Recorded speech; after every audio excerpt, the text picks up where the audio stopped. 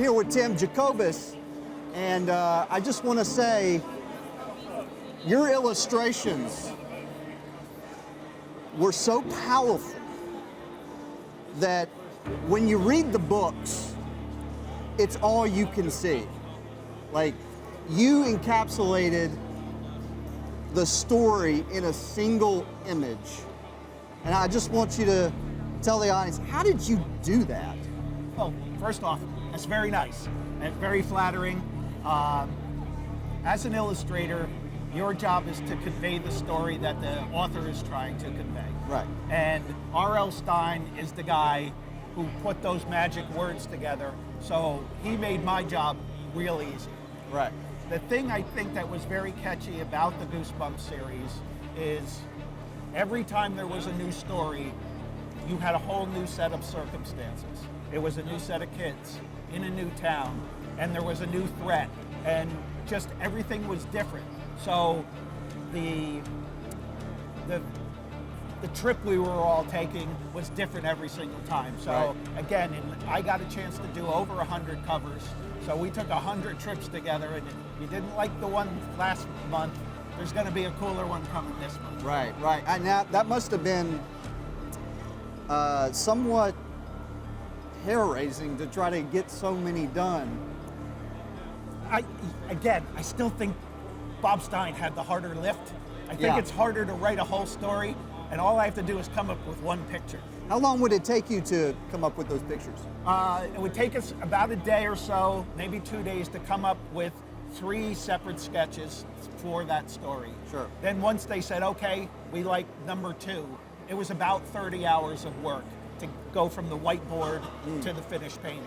And all of that stuff back then was traditional art. No digital world didn't Right. exist, so they were 20 by 20 acrylic paintings, brush and airbrush together, and it was, they're nice pieces when Sure. you see the originals, because today everybody's used to the digital world and there's nothing to hold in your hand, but that old school stuff is still very nice. What I enjoy the most about the artwork is that you keep it low.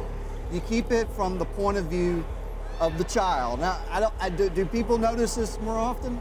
So worm's eye view is what that's called. Worm's eye view. And yeah. yeah, so it's always dramatic. So you're so tiny in the picture. It's more than being a child. You're insect side, and you want that thing to be overwhelming. So absolutely, that's a spot on thing that you saw, and it was something very conscious that we used a lot. Yes. Being very low or being very high, looking down on it. Those are 2 things we do a lot of.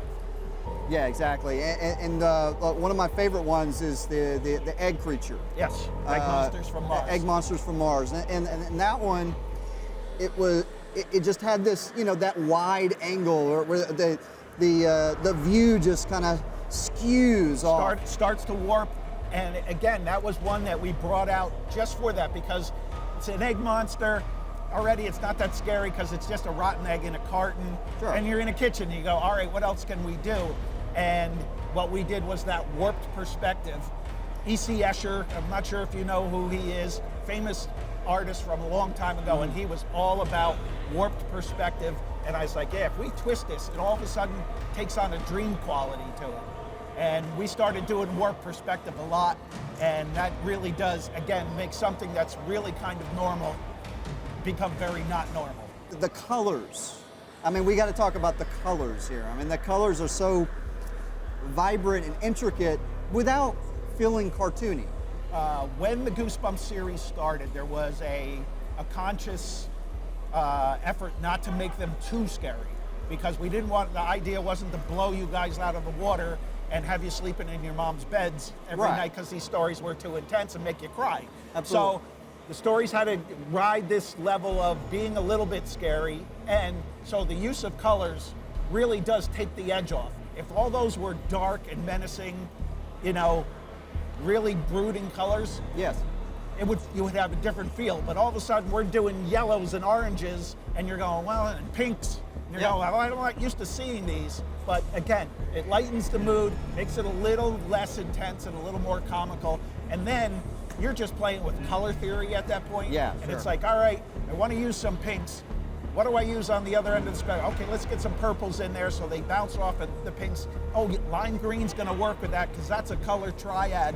And there's just, it was all a fun game for me because color theory is a blast and nobody else is gonna let me do that other than the guys from Goosebumps. Right. You're at the school library and all those other books are there. Yeah. But there's not one that's purple, yellow, and pink. And then you go, tick, tick, what is that? What is that? Like, you zeroed in on it. I have to confess, I'm not trying to be cruel to R.L. Stine but I only bought the books for the covers. Oh, well, that's very cool. That's very cool. I don't know if that's cruel, but there are a number of, and if I was the proper age when Goosebumps came out, I wasn't much of a reader either, but I could see me going over and go, oh, that's pretty cool. I'm going to take that home and try and copy it. It was. I mean, like, the only reason why I collected them was the artwork, and I did read them from time to time. It got to a point where they were coming out with so many books. I was like, I don't know if I have time to get through this, but I sure will take the time to look at them. That's interesting you say that. And, I talk about this often about the different arts that are out there and what those arts ask of the viewer. Yeah. So if you play music, at minimum they're going to ask 5 minutes of your time to get through this whole song.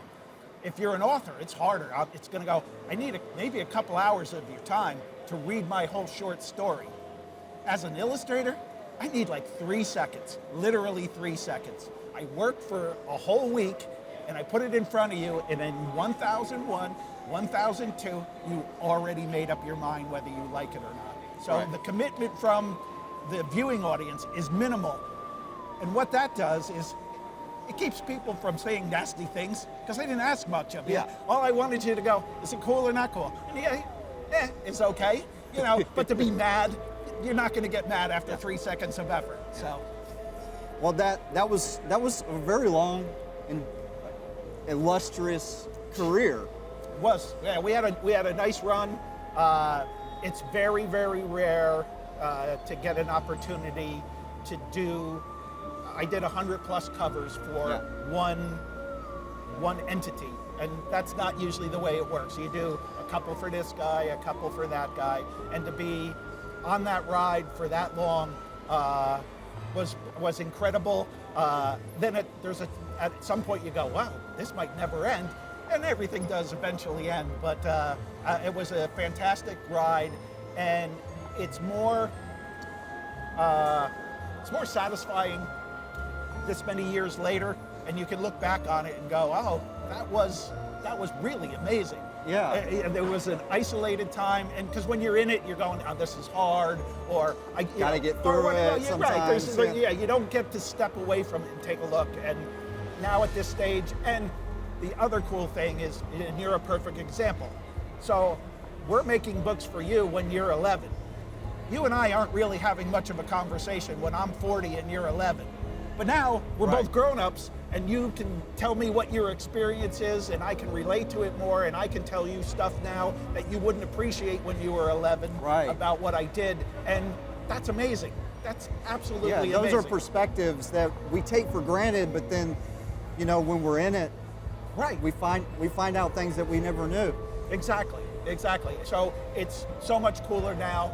We're all older, and we're all looking back on the same thing. And it still amazes me to this day that you guys are looking back and still think it's cool. There was plenty of stuff you did when you were 9, 10, and 11 that you look back on and you go, that's not cool at all. Yeah, the rose-colored tinted glasses came off, and you're like, well. Yeah, all right, I had enough of that. But when you can reconfirm that, that was like a really good experience back then, and that kept me artistically and creatively inspired. That's cool. And again, something not even remotely thought about. Two things. That's one of them, is that there is a bunch of young people who are going, oh, art is cool, I'm going to go and draw after looking at this stuff. Never thought of it as a propellant to somebody else's creativity. The other thing, which should have dawned on me, that we were helping a bunch of kids who were not normally readers, going, what is that? Give me that.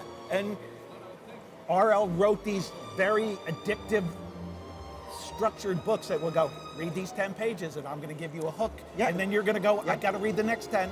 And all of a sudden you guys are learning to read. So the fact that people got more creative and they learned to read over something that I was just doing because I thought it was like, I wasn't looking for that, and that's become so valuable. It was totally true, because I remember that I had a lot of trouble reading, because I would get,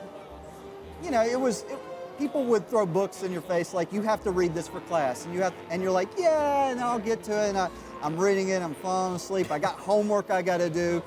But the Goosebumps books were just short enough to read, but just long enough to feel like you've accomplished a read. Absolutely. These were probably your first introduction to chapter books. Yes. Like you either were reading comic books that had pictures in them, or they were giving you some, like you say, heavier reading where you're going, ooh, that book's 150 pages long. I don't even want to deal with that. And these were just written at that nice little rapid pace. And again, it's the hook, the scare, and all those little things along the way that make you go, oh, I got to keep going.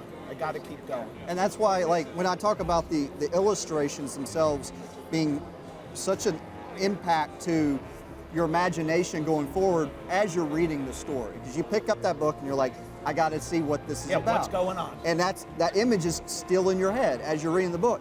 And I remember several years ago, there was this show called I Survived that came on. Okay. And the reason why I bring this up is that show only had interviews, but occasionally they would just show like a frame of the location. Oh, wow. Of what happened, how these people survived this incident. There was no reenactment footage. Wow. But you're listening to, the same way that you're reading these novels, you're listening to them talk, and you already have the location in your head. It's already planted that seed to make that incredibly imaginative. And you have to pay attention to what they're saying, just the same way you have to read and pay attention to this story. I like that, yeah. So very captivating, and I really appreciate how you shaped my childhood. Well, thank you for even phrasing it in that fashion. I really like that you did walk away from it. You still look at it as something that's cool. You said you're interested in film, and you were also interested in art, and the fact that this played into it a little bit, that's wonderful, man. It's absolutely wonderful. Thank you so much. Yeah, thanks, man.